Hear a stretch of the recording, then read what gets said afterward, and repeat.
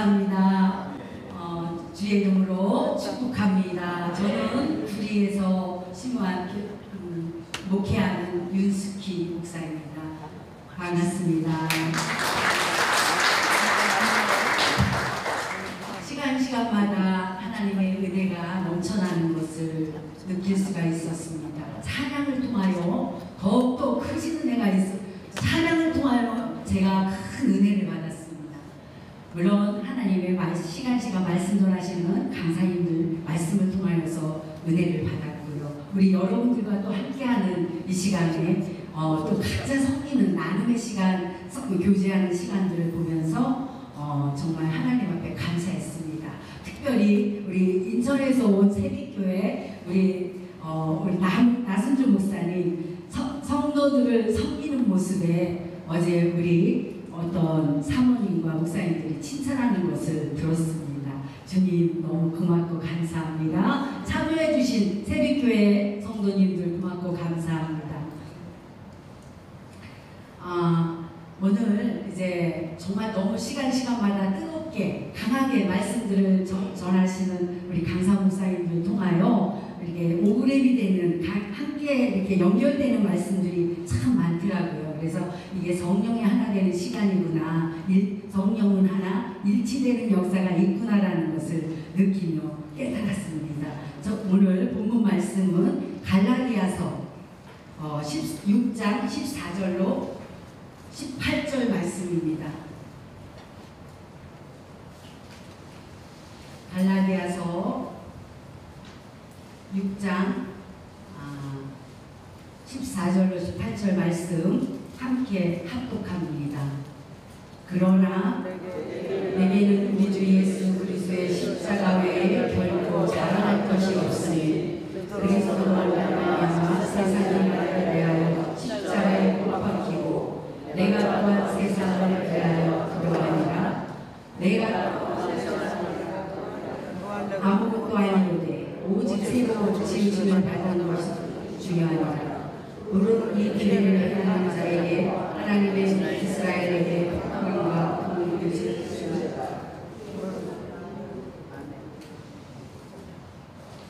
이후로 누구든지 나를 괴롭게 하지 말라. 내가 내 몸에 예수의 흔적을 지니고 있노라. 형제들아, 우리 주 예수 그리스도의 은혜가 너희 심령에 있을지어다. 아멘. 오늘 제목이 십자가 외에 자랑할 것이 없습니다 라는 제목으로 함께 은혜를 나누고자 합니다. 목회 데이터 연구소에 의하면 한국교회에 대한 보도가 우리 다 모두 겪으셨잖아요. 3-4년 전에 코로나로 인하여 많은 어려움들을 우리 한국교회 목사님들이 겪은 줄 압니다. 이 3-4년 만에 이 코로나의 부정보다 긍정이 많았다고 합니다. 우리 모두가 아시겠지만 2019년에 이 코로나 때 한국교회에 대한 이미지가 정점을 찍은 일이 있습니다. 어떤 분들은 교회 다니는 것이 불편하고 겁도 난다고 할 정도로 심각한 분위기가 되었었지요. 그랬던 분위기가 다시금 3-4년 만에 바뀐 것입니다. 왜 그렇게 바뀌었을까요? 보고서에 의하면 우리가 코로나가 안정화가 되면서 교회와 방역당국의 갈등을 줄어들었고 우크라이나 전쟁이나 또 동해안 산불이나 이태원 참사와 같은 큰 사고의 현장에서 교회가 구제와 봉사를 했던 것이 주요했다고 합니다. 이것이 무슨 뜻이겠습니까? 세상은요 하나님을 알지 못해도 교회의 선한 그 행동을 보면서 교회의 존재 목적을 인정했다는 뜻으로 봅니다. 그렇기에 십자가의 복음은 우리들의 신앙생활의 원동력이 됩니다. 또한 교회는 구원의 방주이며 십자가는 우리들의 자랑인 것입니다. 우리 믿는 우리들은 그럼 무엇으로 구원을 받습니까? 우리가 다 여기에 동역자 목사님들도 많이 계시고 우리 성도님들, 집사님들, 권사님들도 장로님들도 계신 줄 압니다. 우리는 예수님의 십자가의 의례로 구원을 받는 것이지요. 에베소서 1장 7절에 보면 우리는 그리스도 안에서 그의 은혜의 풍성함을 따라 그의 피로 말미암아 속량 곧 제사함을 받았느니라. 로마서 5장 9절에도요. 우리는 예수의 피로 인하여 의롭다 하심을 입었은즉 더욱 예수로 말미암아 진노하심에서 구원을 얻을 것이니 말씀하고 있습니다. 성경은 오직 그리스도의 십자가의 피에서 구원이 나온다고 말씀합니다. 오직 그리스도 순종에서 십자가만으로 구원이 임하였다고 우리들에게 가르치고 있습니다. 우리는 예수님의 십자가로 모두 다 구원받은 분들입니다. 할렐루야. 로마서 6장 8절에도요. 우리가 그리스도와 함께 죽었으면 또한 함께 살 줄을 믿노니 로마서 6장 11절에도요. 이와 같이 너희로 너희 자신을 죄에 대하여 죽은 자요 그리스도 예수 안에서 하나님에 대하여 산 자로 여길지어다. 그렇습니다. 그리스도와 연합된 자들은요. 더 이상 육체의 욕심을 따라 살지 않고 선하신 하나님의 뜻을 따라 살아가야 합니다. 아멘이시죠? 또한 새로운 모습을 갖기 위해서 끊임없이 우리 자신들은 죄와 싸우면서 그리스도의 인격을 닮아가야 합니다. 에베소서 2장 10절에 보면요. 우리는 그리스도 예수 안에서 선한 일을 위하여 지으심을 받은 자니 새로운 피조물로 새롭게 거듭나는 매우 중요합니다. 우리가 거듭나기 전에 거쳐야 할 것은 먼저 성령의 충만함으로 회개의 역사가 임하여야 할 줄 믿습니다. 우리 모두가 그리스도의 십자가의 복음 예수님을 영접함으로 세상에 대하여 죽었고 세상에 살고 있지만 죄의 탐심, 욕심으로부터 우리는 타협하지 않고 살아가야 합니다. 두 번째는요. 죄의 종로로 우리는 종로로 타지 말아야 합니다. 이제는 우리는 죄의 종로 타고 살면 안 된다는 것입니다. 로마서 5장 8절에 우리가 아직 죄인 되었을 때에 그리스도께서 우리를 위하여 죽으심으로 하나님께서 우리에 대한 자기의 확증을 하셨습니다. 로마서 6장 6절에도요. 우리가 알거니와 우리는 옛사람이 예수와 함께 십자가에 못 박힌 것은 제 몸이 죽어 다시는 우리가 죄에게 종로를 타지 아니하려 함이니 말씀합니다. 갈라디아서 6장 17절 18절에 보면 우리가 아까 본문에 읽었죠. 이후로는 누구든지 나를 괴롭게 말라 내 몸에 예수의 흔적을 가져오너라. 갈라디아서 6장 18절에요. 우리 주 예수 그리스도의 은혜가 너희 심령에 있을지어다. 하나님의 은혜가 임하면 은혜와 평강이 넘칩니다.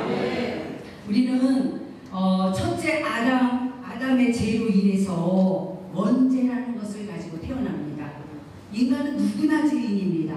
아기로 응애하고 태어나도 아기가 원죄를 가지고 태어나기 때문에 우리는 죄인입니다. 그러나 이 십자가의 은혜로 구원을 제사함을 받고 구원의 은혜를 이루어가는 것을 우리가 믿는 것입니다. 이 원죄의 두 번째는 아담으로 오신 예수님을 믿어 구원받고 성령으로 거듭나 예수 그리스도의 영을 우리 마음 가운데 주인으로 모신 자들은 구원의 반열에 선 것입니다. 우리는 반드시 두 번 태어나야 합니다. 겉으로는 신자라고 하면서 내면에 변화가 없다면 새로운 피조물이 되지 않는 것입니다. 옛사람이 죽지 않으면 옛 모습, 옛 습관 그대로 재덩어리로 돌덩어리로 살아가고 있는 것이지요. 예수 믿고 구원받은 사람들은요. 육체와 함께 그 정욕 탐심을 십자가에 못 박고 우리가 만일 성령으로 살면 성령으로 행할지니 말씀하고 있습니다. 성도 여러분, 헛된 영광을 구하여 서로 노엽게 하거나 서로 투기하지 말고 믿음과 사랑으로 살아가시기를 축복합니다. 예수님께서는 하나님의 독생자로 인간의 몸을 입으시고 이 땅에 아기 예수 구세주로 오셨습니다. 믿으십니까? 아주 짧은 인생 33년의 삶을 통해서 참 신이요 참 인간의 모습을 우리들에게 보여주셨고 죄악으로 죽어가는 생명들을 보고 애통하며 구원의 역사를 이루기 위하여 이 땅에 오신 것입니다. 우리는 그 예수님의 은혜로 구원받은 백성으로 이 땅에서 우리는 살아가고 있습니다. 세 번째는 십자가는 함께 하시고 우리의 소망이라는 것을 믿으시기 바랍니다. 예배소서 2장 13절로 18절의 말씀에 보면요, 이제는 예수 안에서 그리스도의 피가 가까워졌습니다. 우리는 예수 안에서 예수의 피로 제사함을 받고 주님의 은혜 가운데 거듭나 새 사람으로 믿음의 백성들로 하나님의 자녀답게 하나님의 아들 딸답게 이 땅에서 우리는 살아가고 있는 것입니다. 14절 18절까지요. 그는 둘로 하나를 만드사 중간 담을 허시고 화평케 하시고 원수된 것을 십자가로 소멸하시고 또 먼데 있는 너희에게 평안을 전하고 가까이 있는 자들에게 평안을 전하니 성령 안에서 아버지께 나아감을 얻게 하려 하시니라 말씀하고 있습니다. 사도행전 3장 9절에 19절에 보면요, 너희가 회개하고 돌이켜 너희 죄 없이 함을 받으라. 이같이 하면 새롭게 되는 날이 주 앞으로부터 이를 것이요 말씀하고 있습니다. 너희 죄 없이 함을 받으라. 아멘. 예수 그리스도께서는요, 예수님은 정말 우리의 인류를 위하여 십자가에 달려 죽기까지 자신의 몸을 찢으시고 우리들에게 구원을 주셨으며 물과 피를 다 쏟으시며 그 십자가의 고통, 아픔을 감당하시고 죽으셨으나 다시 3일 만에 부활하심으로 예수 그리스도가 우리 구주이심을 믿는 우리들에게 영생의 선물을 주신 것입니다. 할렐루야! 우리 모두는 이와 같이 구원의 바늘에 인침받은 자들입니다.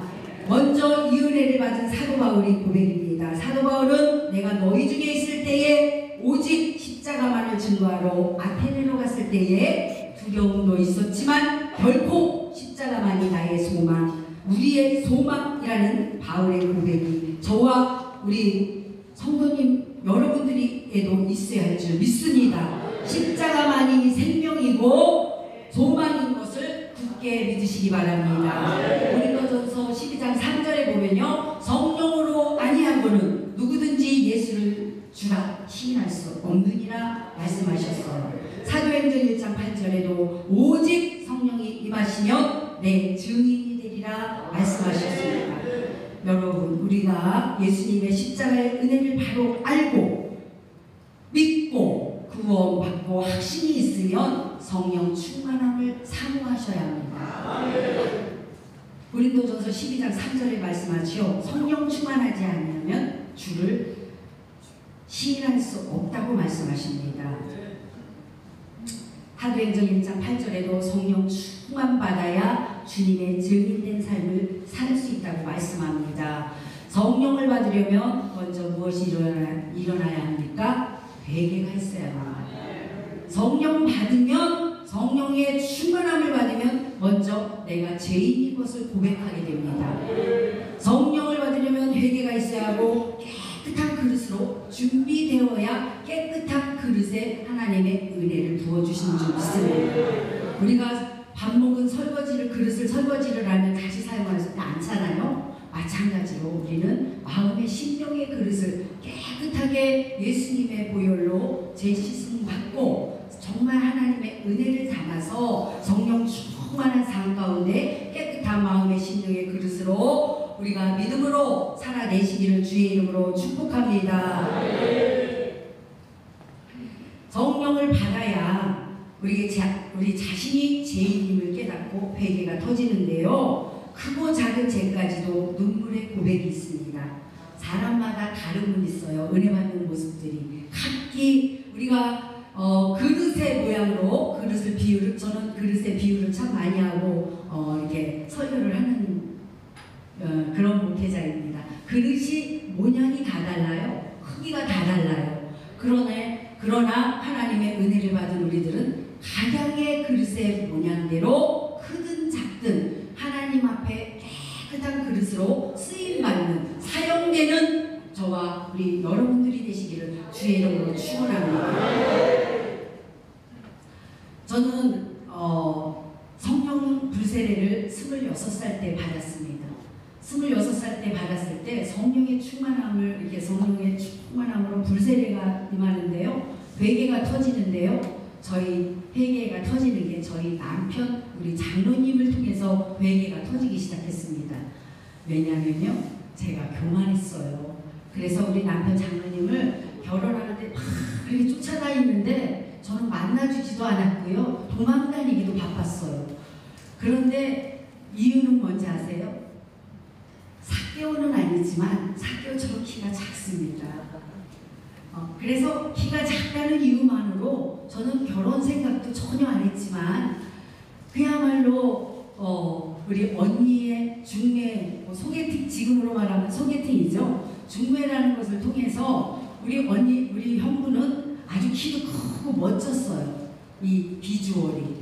그런데 우리 언니 권사님이 지금은 사모님이시지만 하는 얘기가 키 크고 인물 잘난 거는 아무것도 없더라. 결혼식에 들어갈 때 5분조차고 평생을 마음고생하고 살겠느냐. 키가 작아도 성실하고 진실하고 정직하고 생활력이 강한 모습을 보면 너에게 딱 맞는 짝이다. 그래서 언니와 많이 다툼이 일어났어요. 왜요? 저는 아가씨 때 명동에서 근무를 했어요. 서울 명동에서. 그래서 좀 뭐라 그럴까, 나 잘난 맛에 살았어요. 그래서 또 메이크업 아니면 안 입었고 이런 것들이 저에게는 이제 예수님이 성령을 부어주시는데 그런 모든 것들을 내려놓게 하시는 거예요. 그러면서 정말 낮아지고 완전히 돌덩어리를 가루로 만드시는 작업을 하시는 거예요. 그래서 정말 그 회개가 난 결혼도요. 제가 결혼식하고 나서 저를 꼬집어 봤어요. 이게 현실인지 꿈인지 이게 뭐지? 사랑요? 사랑 몰랐어요. 그런데 그 성령 불세례를 받으면서 그 예수님의 그 크신 사랑을 임하는데요. 남편이 얼마나 정말 사랑스러운 사람인지를 알게 하시는 거예요. 그래서 남편을 통해서 회개가 터지면서 눈이 퉁퉁 붓도록 정교인 수련회에 가서 성령의 불을 받았는데 아마 그때 당시도 아마 수천 명이, 저는 큰 교회를 섬겼었거든요. 그래서 수천 명이 모인 그런 수련회에 거기서 불세례를 받는데 정말 시간이 얼마나 흘렀는지는 모르겠어요. 눈이 일어나서 보니 앞에는 다 젖었어요. 여기는 이 앞에는 흥건해요. 눈물에 콧물에. 그런데 눈이 안 떠지는 거예요. 눈이 툭 이렇게 부어가지고 이게 눈이 안 떠져 소경이 됐어요. 그래서 눈을 이렇게 바라보는 거예요. 그러니까 이렇게 이제 뒤를 돌아봤죠. 그랬더니 한 40명, 50명 정도가 교회, 큰 교회니까 그 재직들이 뭐 담임 목사님, 사모님을 비롯해서 신방전도사님 재직들이 둥그렇게 둘러와서 저를 기도로 찬양으로 도와주고 계셨었어요. 할렐루야. 그 성령의 불을 그렇게 남편을 통해서 은혜를 받고 나서 정말 하나님은 살아 역사하신다는 그때부터 체험을 주시기 시작하셨어요. 가서 씻고 나니까 이 눈이 정상으로 돌아오는 거예요.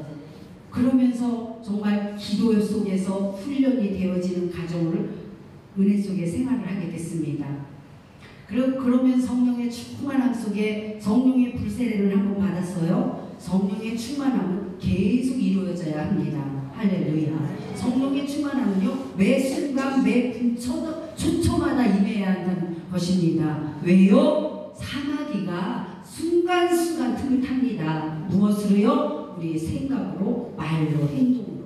생각은 지정이잖아요. 생각은요, 뭘로 나와요? 말로 나옵니다. 말로 나오는 것이 어디로 움직여요? 행동으로 움직여요. 그래서 우리는 순간순간마다 분분 초초마다 주님을 의지하지 않으면 순간순간마다 마귀의 틈을 타서 늘 분쟁케 되고 고난과 어려움, 물론 고난과 어려움은 성령을 부르받아도 성령 충만해도 하나님이 강의 학교를 입학을 시켜놓으니까 연단 속에 임하게 돼요.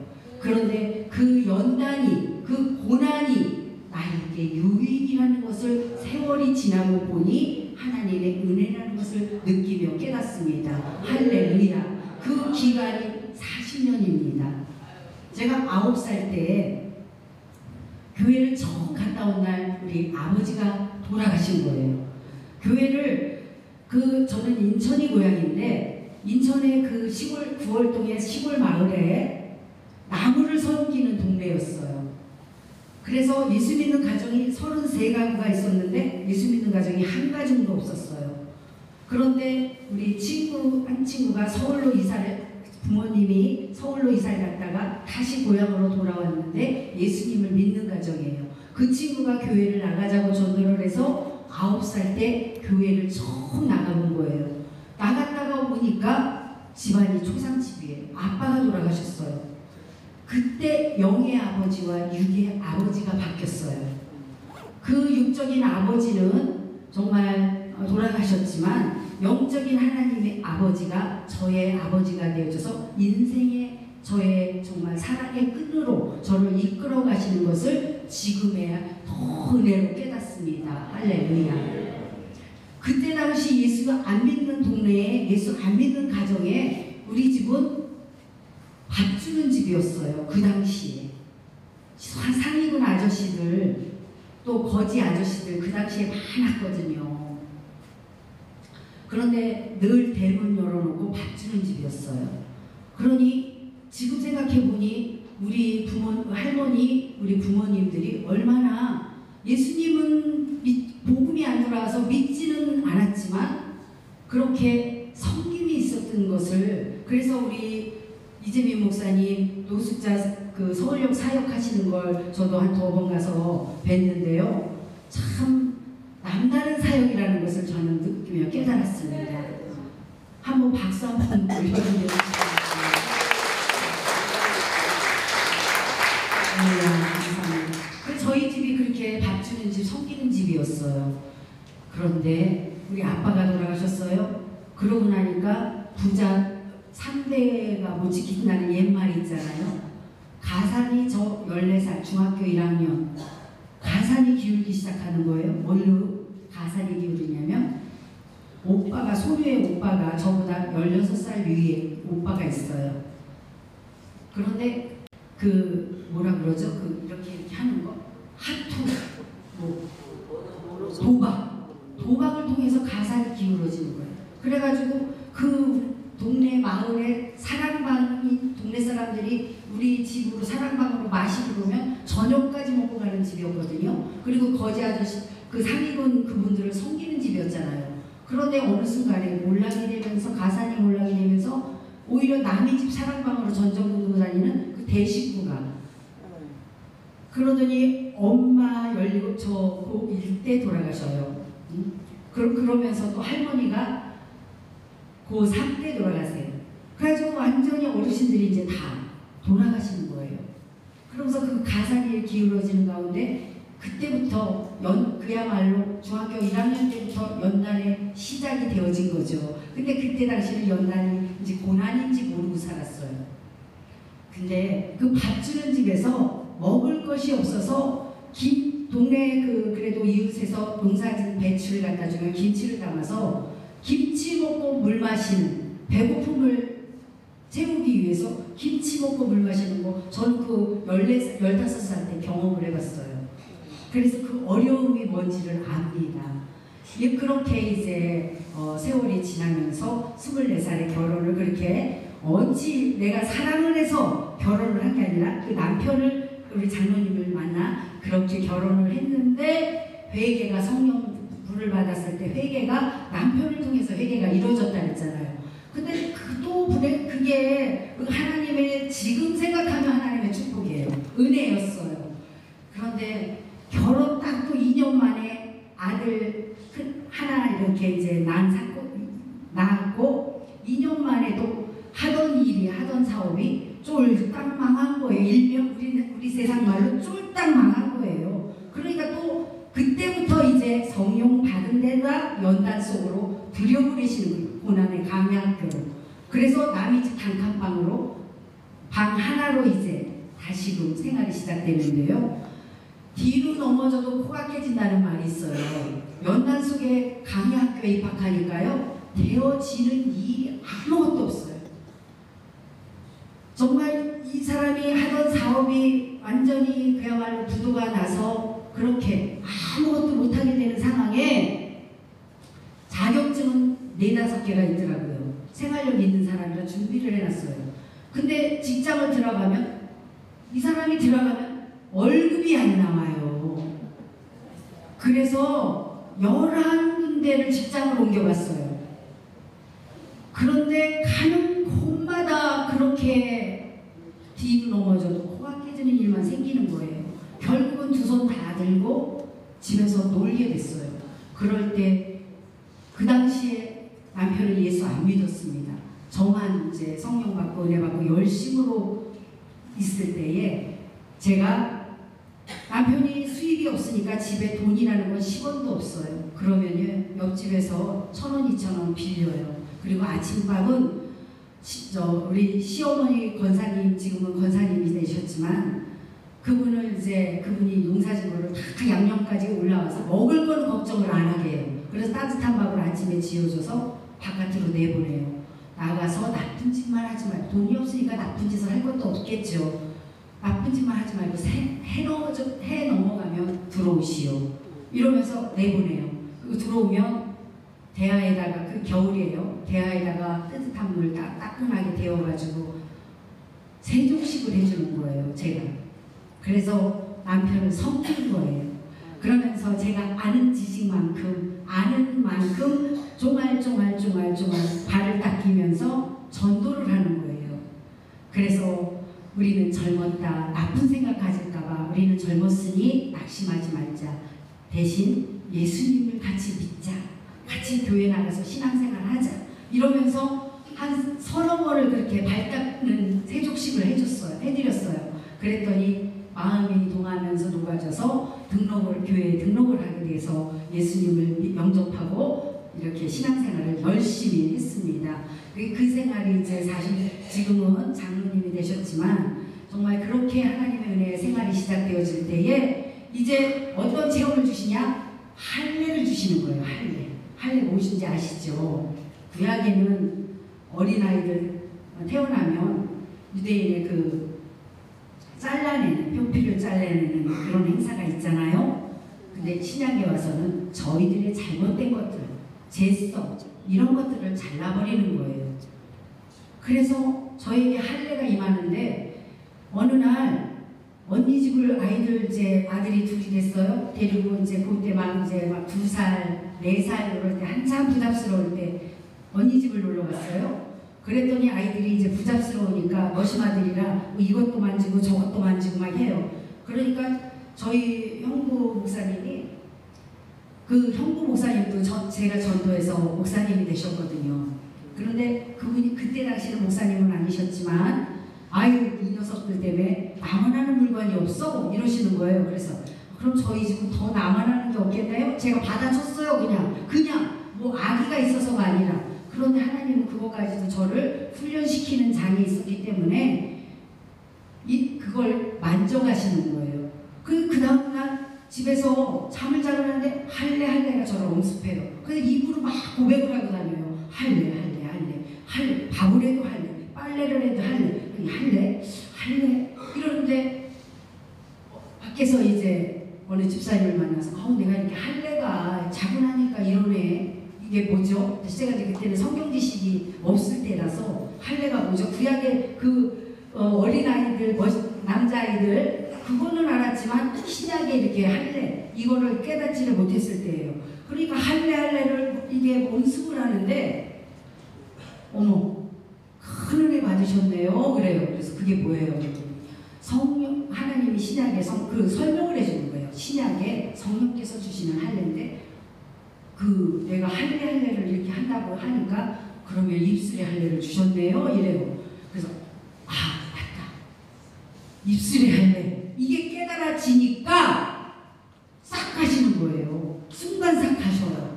그런데 놀라운 게 멀쩡한 전화가 안 돼요. 먹통이 돼요. 멀쩡한 벽시계가 섰어요. 먼지 몰랐어요. 근데 그걸 할례를 깨닫고 나니까 어제 언니 집에 놀러 갔다가 제가 형부한테 받아쳤던 이야기가 생각이 나는 거예요. 아, 이렇게 말은 함부로 하면 안 되는구나.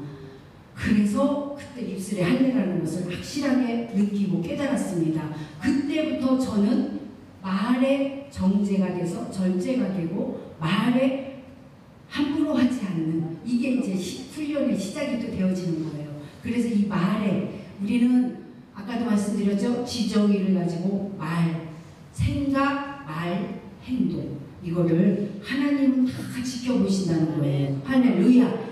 나보다 나를 더 잘하시는 그 하나님이 살아 역사하신다는 것을 믿으시기 바랍니다. 이와 같이요, 우리는 믿는 성도들이라면 누구나 성령 세례는 한 번씩은 꼭 받으셔야 합니다. 중요한 것은요, 성령 세례는 인격적인 삼위 하나님이 만남이고 성령 충만함은 매일 4시간 구하셔야 되는데, 이 성령 충만하면 먼저 무엇을요? 죄를 이길 수가 있어요. 죄를 이길 수가 있고 나 자신도 이기고 마귀의 사마귀 권세도 이길 수 있는 것입니다. 세상을 이길 수 있는 지혜와 분별력도 있게 됩니다. 여러분, 이 시대는요, 영적 분별력이 있어야 합니다. 지금은 혼돈의 시대예요. 혼란의 시대예요. 뭐가 옳고 그름인지를 모르는 시대가 지금 세상이에요. 그래서 우리는 이런 영적 분별력을 가지려면 무엇을 해야 돼요? 기도하셔야 합니다. 한국교회 10명 중 3명은 구원의 확신 없이 신앙생활을 한다고 합니다. 참 매우 안타까운 현실이죠. 3분의 1이 구원의 확신 없이 교회만 왔다 갔다 하는, 그야말로 성도가 아닌 교인으로 생활을 한다는 것입니다. 이게 얼마나 두려움으로 와닿았다는 어느 목사님께서 설교하시는 것을 저는 들었습니다. 그 목사님께서는 하나님 앞에 섰을 때 책망받을까봐 매주 복음적 예수님 은혜, 정말 십자가, 은혜, 그래서 구원, 부활, 승천, 재림, 이런 구속사적인 복음을 전한다는 것을, 그 복음적 선포를 하신다는 것을 들었습니다. 저 또한 그 말씀을 듣고 저 또한 그렇게 복음적 설교를 하려고 노력하고 그렇게 믿음으로 기도하고 구하고 살아가고 있습니다. 여러분, 구원도 믿음도 하나님께서 주신 선물입니다. 구원받은 자들의 행위가 사랑의 열매인 것이지요. 우리 모두는 창조주 하나님, 구원자이신 예수님, 도우시는 성령님을 의지하고 믿는 사람답게 구원받은 정말 거듭난 새 사람답게 살아가시기를 주의 이름으로 소망합니다. 마태복음 6장 33절에 말씀하시죠. 먼저 그의 나라와 그의 의를 구하라. 그리하면 이 모든 것을 너희에게 더하시리라. 은혜 받은 사람을 보면 말이나 행동에 변화가 있는 것을 보게 됩니다. 변화 속에는 성령의 열매가 있습니다. 갈라디아서 5장 22절 23절의 말씀이 성령의 9가지 열매가 있어요. 사랑과 희락과 화평과 오래 참음과 자비와 양성과 충성과 온유와 절제, 이 같은 것을 금지할 법이 없느니라. 아멘. 제가 95년도에 이제 신학을 했는데요. 그 신학을 한 이유가, 제가 성령 받고 26살에 성령 받고 바로 우리 신방전도사님이 저를 교회 학교 교사로 손을 잡고 가서 등록을 시켜주셨어요. 그래서 그때부터 교회 학교 교사로 중학교 3학년만, 제가 중학교 3학년만 20년 사역을 했어요. 그러니까 평신도 지도자로. 그러면서 평신도 그 지도자로 그 청소년들을 20년을 사역을 하면서, 물론 뭐 어른들 사역, 여성교회 회장이라든지 시민으로서도 윤리와 도덕을 잘 지켜야 될 뿐 아니라 우리는 또 하늘의 시민권을 가진 자로서 신앙, 믿음의 그리스도에 합당한 생활을 하면서 하늘의 시민권을 가진 자로서 주님의 재림을 사모하며 기다리는 우리 모두가 되시기를 주의 이름으로 축원합니다. 지금 이 순간 주님이 내 생명을 데려가신다 해도 주님 앞에 칭찬과 상을 받을 수 있는 그런 삶을 살아가시기를 주의 이름으로 축복합니다. 복된 죽음은요, 주님 안에서 죽음입니다. 이 죽음은 왜요? 영원한 부활의 생명이 있기 때문입니다. 저는 이 설교를 준비하면서 너무 감사했어요. 제가 아까 말씀드렸죠. 제가 올해 40년째 이제 훈련 속에 연당 가운데 세워졌을 때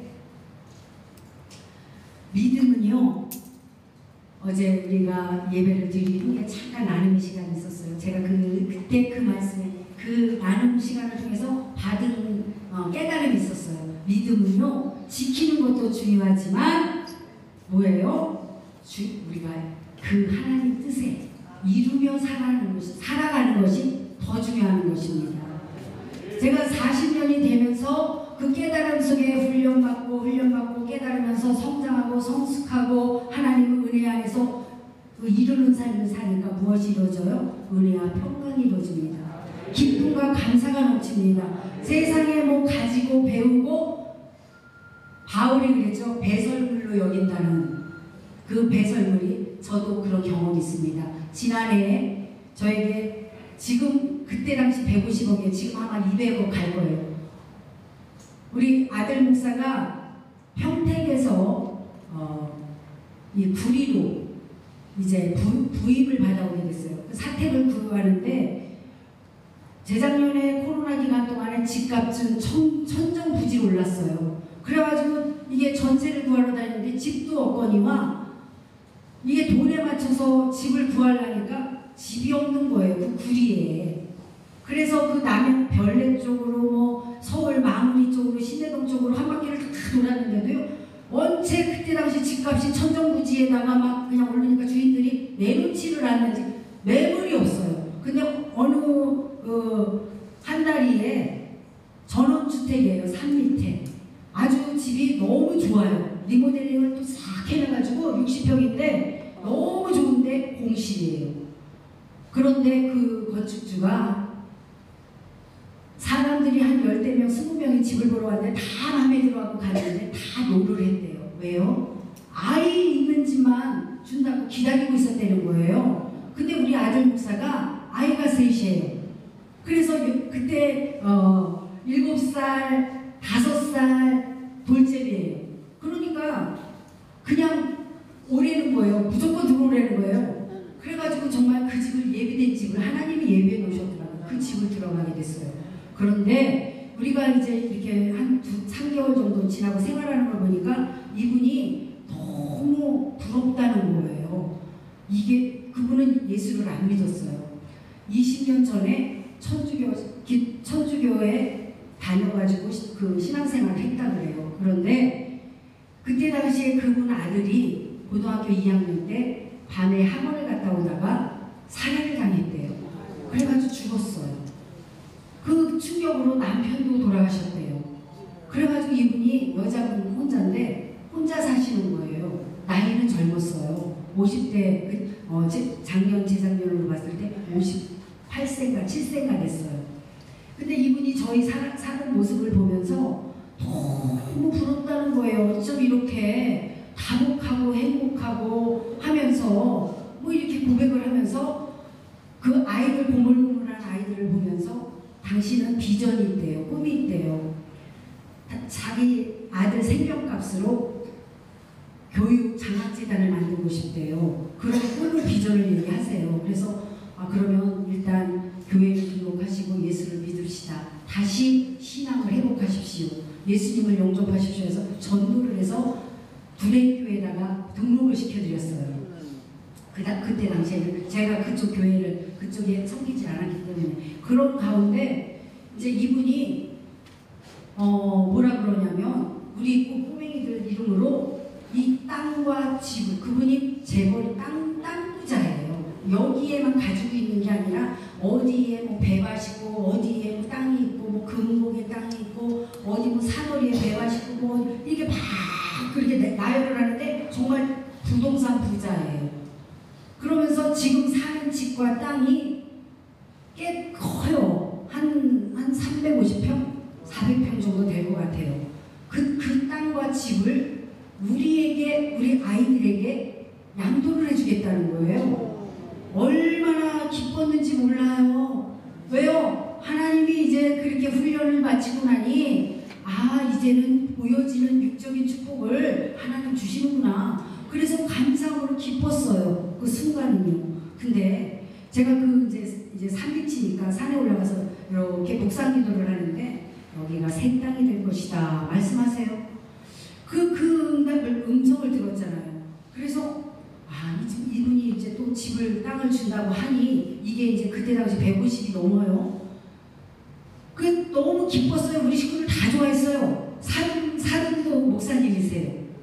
처음에는 참 좋았어요. 근데 기도를 하면 이 새 땅이 무엇을 말씀하시냐면 이 사람의 마음밭이에요. 갈아엎어서 새 땅 기경을 시키는, 이게 우선 목적이 하나님의 섭리였어요.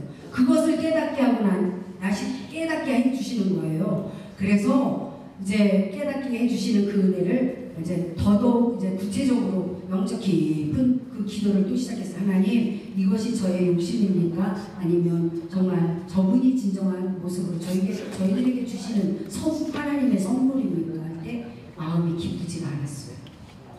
그래서 또 기도했어요. 근데 확신을 주셨어요. 이것은 우리 것이 아니야. 그래서 가족 회의를 했어요.